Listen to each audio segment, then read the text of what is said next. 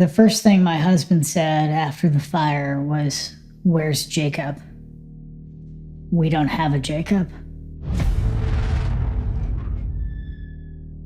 The nurse wrote "confusion from hypoxia" on his chart. I repeated it like a borrowed prayer, pretending the words would fit inside my mouth. He kept looking past me into the dim corners of the hospital room, the way a parent does when a child is hiding behind curtains.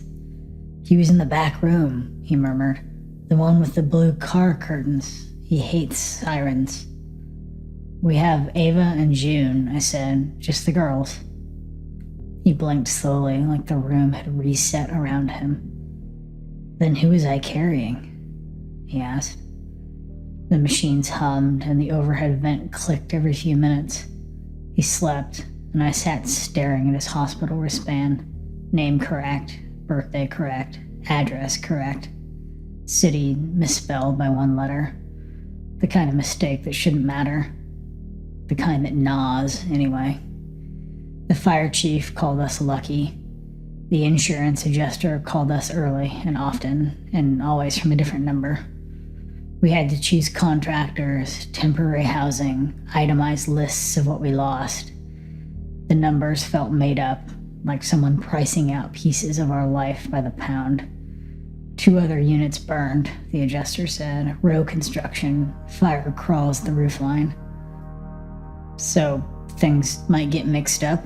I asked, not sure why that was the part that I had latched onto. "We tag everything carefully," he said, too quickly. "Chain of custody." At the lot, the house didn't look destroyed so much as peeled open. The steps were charred down to the stubs.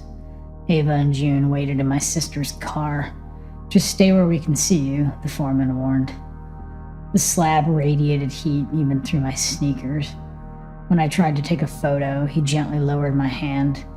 "Don't take too many pictures. You'll start living here again." I opened my compass app just to ground myself. The needle spun like it couldn't decide which way the earth owed us. When I locked my phone, the background photo of the girls refused to load the first time, or the second. They found metal hinges. Doors burn, and the metal survives. But these were in a patch of ash where no door had ever been.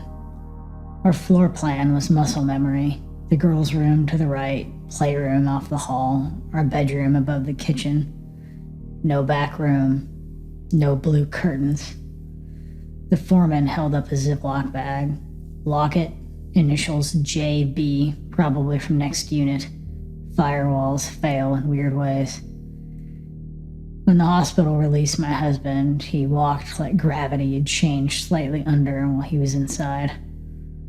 I told him about the hinges in the wrong place. "Our house had 7 rooms," he said quietly, watching the roadside blur by. "I always thought the little one was wasted space." "What little one?" I said. "The one off the hallway with the blue curtains," he swallowed. "Where he slept."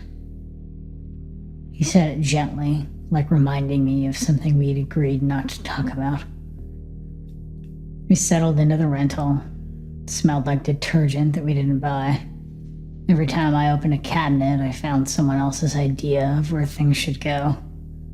The girls' drawings curled off the beige walls. My husband slept most of the day and stared most of the night. I did the opposite. When I closed my eyes, the smoke alarms screamed. But when I opened them, the room insisted on being harmless. Bills stacked themselves on the counter like they were trying to rebuild our house from paper. The reclamation crew called with salvageables. Under fluorescent lights, they laid out our life like evidence and waited to see what I recognized. A ceramic bird with one wing, melted wiring from holiday lights, a birthday card, edges burnt, lace thin. To Jacob, with 3 blue balloons. "That's not ours," I said, too fast. More items, a toy car, soot packed into its axles, a tiny J carved into the underside. "Not ours," I repeated, wanting him to tell I was right. That night, my husband rolled the car in his palm. We bought this. We bought it for him, he said, at the hardware store, remember? He pushed it across the pew during the prayer, and you tried not to laugh. Please stop, I said. The room was suddenly too narrow. Stop what? He asked. Asked honestly. Something in me retreated. Around 3 a.m. one night, golden light flickered under the bedroom door. For a moment, I thought sunrise had come early. Then the faint smell of smoke. The hall was dark. Another power surge, I told myself. Another dream I had walked into. The next morning, insurance emailed photos for your records. One of the shots showed our rebuilt roofline doubled. A faint second outline hovering above the real one, warped like a memory trying to force itself back into place. Note the artifact, the adjuster wrote, adding a smiley face. A week later, another fire hit the end unit. No injuries. Wind carried the embers, the foreman said. Stand over here and you can see how the firewall bowed inward. Geometry gets strange when materials fail. I drove back alone and stood on the slab.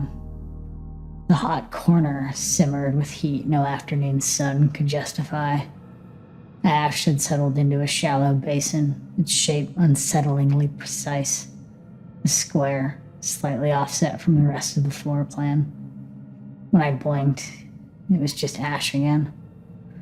The foreman pulled up and frowned at me like I'd wandered someplace unsafe. He handed me a plastic sleeve. Found this under a sill. No idea which unit it belongs to. Inside was a family photo. My husband, our 2 girls, and a woman with my haircut and my posture, but a smile that felt 1 inch misaligned. The longer I stared, the more wrong it looked, like the photo itself resisted being held still. This isn't us, I whispered. Probably next door, he said. The names match, though. He meant first names. Coincidence, easy explanations. You'd be surprised how much is explainable, he added. Our minds tend to fill in the rest. I picked up a night job taking delivery calls. The headset pressed against the tender spot where the alarms used to nest. Around 2 a.m., a woman casually mentioned her mother shared my name. She died in a fire, she said, and the call seemed to hang between us, humming, like the line itself didn't know who it had been meant for. My husband saw a therapist who told him to record intrusive memories. He kept a notebook by the bed. What are you writing down? I asked. His name, he said, like it should reassure me. The contractor reviewing our rebuild plans unrolled a blueprint across the hood of his truck. 6 rooms, he said. Pretty straightforward, unless you want to add space for... He cut himself off. Rolled the blueprint tight. Space for what? I asked. He smiled at the blueprint instead of me. Ignore me. Sorry. Long week. That evening, the girls colored at the kitchen table. I asked if they remembered the old playroom. Ava nodded. June said, the room still smelled like crayons. Where did its door go? We'll have a new one, soon, I said, and heard how false that sounded. An email pinged in my inbox. Final report. The blueprints listed 3 bedrooms, 2 bathrooms, 1 nursery. A nursery? I blinked. The word blurred like it was sliding off the page. I refreshed the PDF. Nursery gone. Bedrooms back to 3. I wasn't sure if I was seeing things, misreading things. The day started to feel like a dream. I didn't tell my husband. Someone had to be stable enough to hold the map. Saturday, I think, the reclamation company called. We missed a box. Inside were photo albums swollen with water damage, but still intact. The first few pages showed birthdays, beach days, first days of school smiles. Then the shift. My husband on the carpet, stacking blocks with a blonde boy whose face blurred at the edges, like he hadn't quite held still in the moment he was captured. The girls and the boy lined up on the porch. 3 kids. The smallest looked milliseconds from crying. Last photo, a hallway corner. Blue car curtains stirring in the morning light. The angle was low, as if taken from a child's height. Where did these come from? I asked the foreman. Same load as the locket, he said gently. It could be next doors. But he said that in a voice that you use for bad news. At home, my husband held the block stacking photo the way people hold something warm. I taught him colors, he murmured. He liked the blues. What blues? I asked. The cars, he said softly. Then after a pause, you picked them out, remember? When he looked at me, something in his expression collapsed inward. We agreed not to say his name, he whispered. Whose? I asked. The room tilted, and for a heartbeat the air tasted like drywall dust and smoke. I could tell you a contractor eventually found a permit for a tiny addition a previous owner walled off.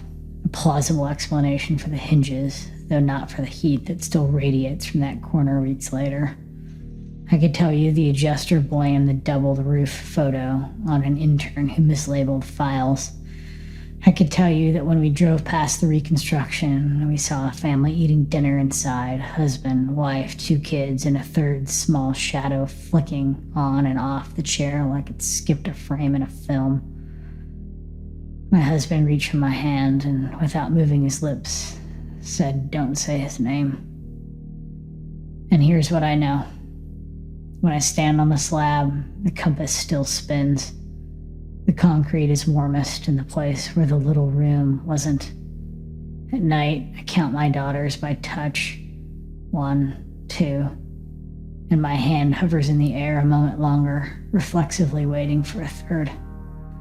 The hospital wristband with the misspelled city sits in my drawer. The locket's initials are JB.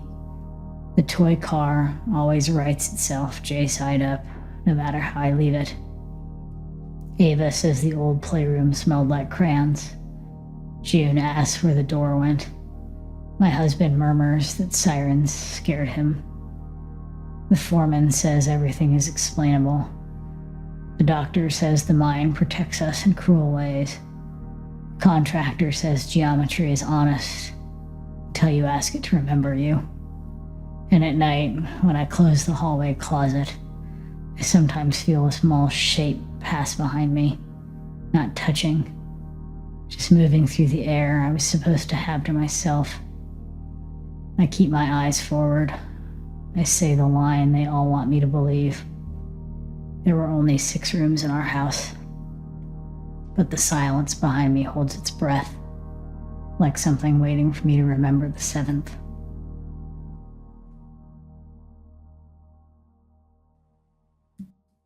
Some grief lives in the body before it ever reaches language, and it can rearrange memory to survive. When a loss is too large, especially the loss of a child, the mind may soften its edges, hide it in the corners, or rename its confusion just to keep breathing. Healing isn't forcing yourself to remember all at once, but allowing truth to return at the pace your heart can bear, with patience for yourself and those who grieve differently beside you. Hold space for quiet losses, tend gently to what still aches, and thank you for being with us here.